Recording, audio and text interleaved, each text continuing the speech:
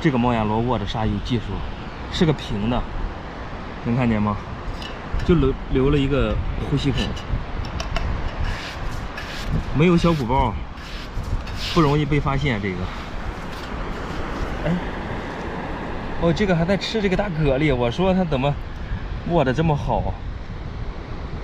自己偷摸的在这个地方吃蛤蜊。你看这个蛤蜊上面给它吸出一个小眼，能不能看见？它就从这个小眼里面给这个蛤蜊全吸了。这蛤蜊现在还有肉，还没吃完呢。这个条件挺好，把那蛤蜊放了。这个应该是个月亮贝，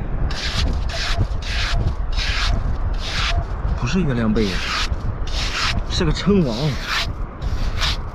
哎，看见这个鼻子了。这个称王怎么这么懒啊？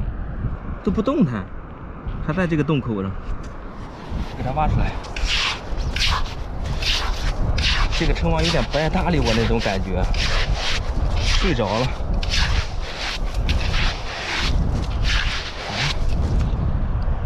给它这样挖出来看看啊，给你们看看它逃跑的。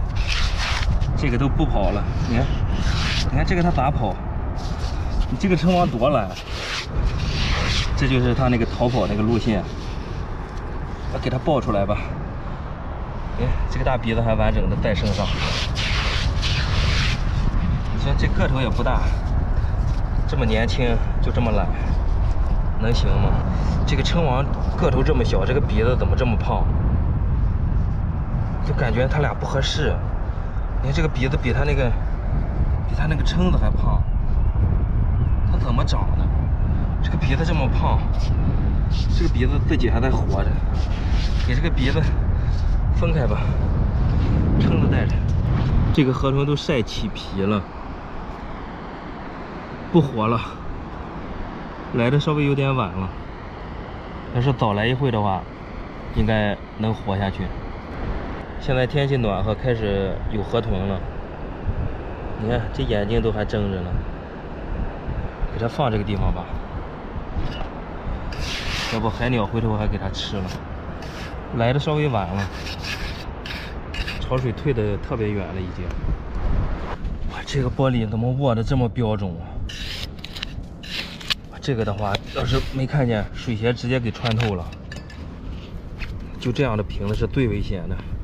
那个整的完整的酒瓶还没关系，就这种放在这个沙滩上，你要是一直往前看的话，根本就不注意脚下。